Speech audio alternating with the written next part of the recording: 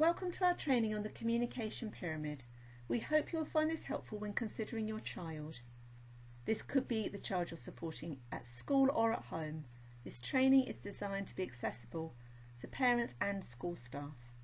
The communication pyramid is a model that speech and language therapists often use to describe the different skills required to develop language and communication.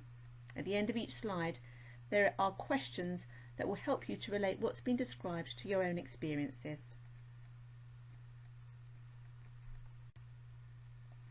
Here's what we will learn about today. An explanation of each of the stages, what to expect as the child moves through those stages, how each stage of communication development impacts on other stages, and how to identify which stages of the pyramid your child might need extra support at.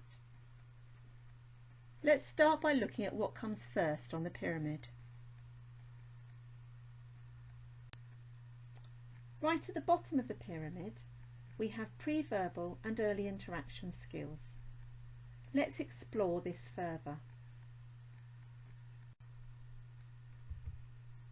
Pre-verbal and early interaction skills require young children and carers establishing a strong attachment.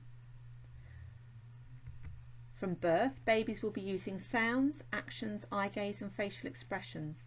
Although in these early months they don't realise these have any meaning, through interactions with their carer they learn they can send a message.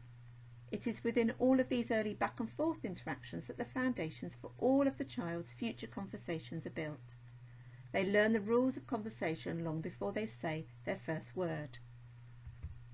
Pre-verbal and early interaction skills are the foundation for all other stages, and until these skills have developed and the child is given the opportunity to interact with caregivers and form positive attachments, it will be difficult to make progress. Have you noticed whether your child is interested in interacting with you, either verbally or non-verbally?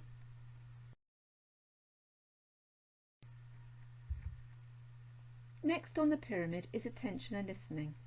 These skills develop directly from the pre-verbal and early interaction opportunities children experience and are the foundations for children developing language and communication skills. Young children gradually learn to pay attention and listen to the adult communicating with them. They learn to filter out other background noises and become aware that voices and faces are important for communication. A child's sense of hearing starts to develop before birth, and they respond within days to their carer's voice. Some children will be born with hearing difficulties which would be detected at birth, and some may later develop intermittent hearing loss due to glue ear.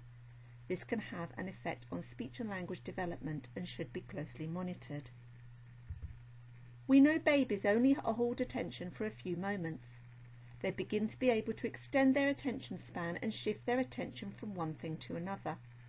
As they grow and develop, they gain more control, including reaching the important stage of joint attention, which is the ability to share attention between another individual and an object. This skill is vital for the development of communication.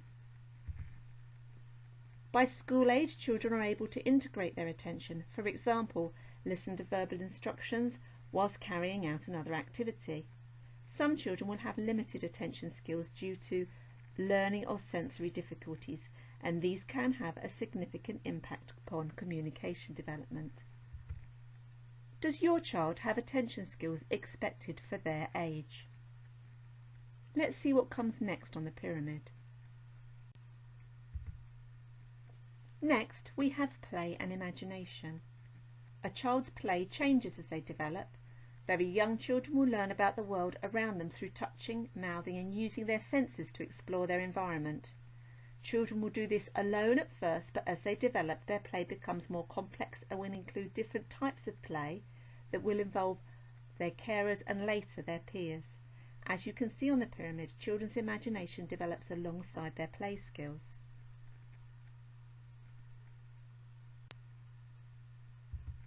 Children's play skills have been shown to be closely linked to their language development. Due to the child learning best through play, Supporting play skills can have a positive effect on their language development. Through playing with the child, language can be modelled and learnt more successfully. In order for a child to learn language, they must develop symbolic understanding. This means that a spoken word is a symbolic representation of an object. For example, the sounds that make up the word car represent a noisy vehicle with wheels that moves. Later we can see that this symbolic understanding emerges in their play, so a child may sit in a box pretending that it's a car. What types of play does the child you're working with enjoy taking part in? And have you noticed any of the types of play previously described? Let's continue to build on the skills and see what comes next.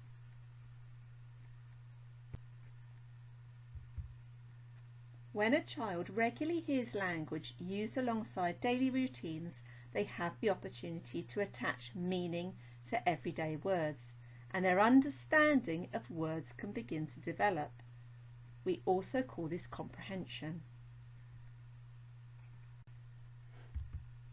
By attaching the meaning of words to objects, people and actions during daily routines, children begin to understand language. Some children have difficulties with their understanding and will require adults to simplify their language. Adults may need to use visual approaches, such as Makaton signs and symbols, to add more meaning to their spoken language. This can be extremely helpful for these children, as a sign or symbol has the advantage of being more permanent than the spoken word, therefore allows the child more time to process language. Let's think about ages and stages. Young children will understand a few early everyday words, and as they approach 12 months, they'll be able to identify familiar objects around the home. When a child turns 2, we would expect them to understand phrases linked to everyday routines and plays such as "You've got the big ball" or "Put the teddy in the bath." By 3 years old, they will have an increased understanding of 3 key words in a sentence. This might include some early language concepts such as in, on and under, and big and little. As children develop their understanding beyond this, they will understand wider and more complex sentences involving different elements of descriptive and abstract language.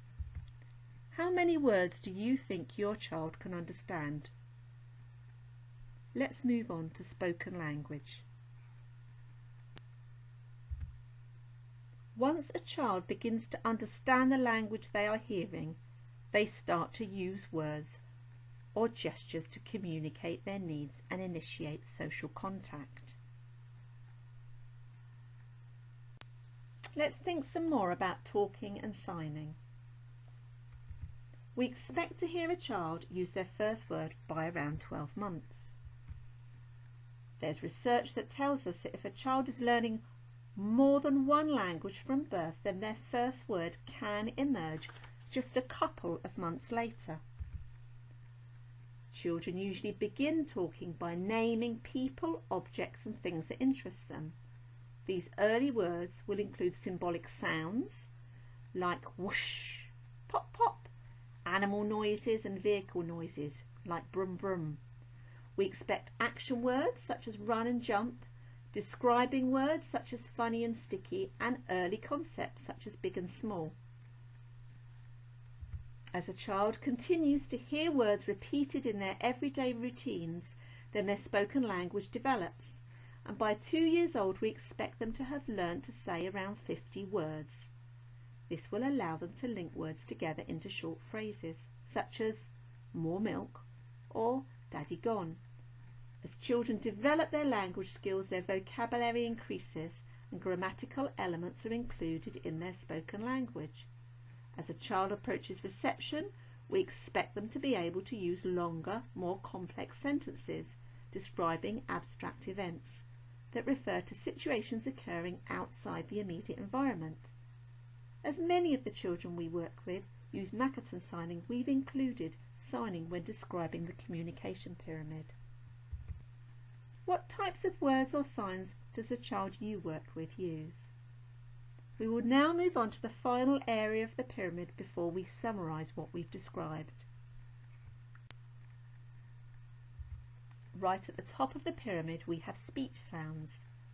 As the skills in the pyramid build on each other, we would consider using correct speech sounds as the last stage in this communication pyramid model. It's important to remember that other skills we have discussed, such as attention listening, will continue throughout a child's development, including into secondary years.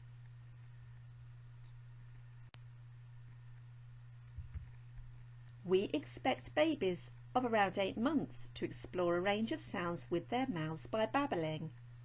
We may hear babies making sounds that are not typically linked to the sound system of their home language, but as they develop they will start to use sounds that they hear around them.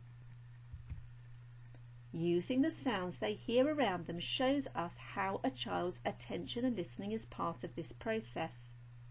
As they develop, we will begin to hear early sounds such as b, d and k, along with other sounds that are produced by pushing air through the nose, like m for mum and n for nose. By hearing adults talking around them and through a child making sounds, they will have opportunities to hear, store and produce sounds. It is important to remember that we expect to hear speech errors in young children and that these errors are usually part of typical development. We would always focus on a child's ability to increase their spoken words and vocabulary before focusing on speech production. As a child moves through their preschool years, we would begin to focus on how clearly these words are spoken and whether therapy is appropriate. This would typically happen as they approach the end of their preschool years, when we would expect to hear normal speech errors begin to mature. If children have difficulties at any of the earlier levels of the pyramid, we need to work on these before working on improving their clarity of speech. Is your child difficult to understand when using words and sentences?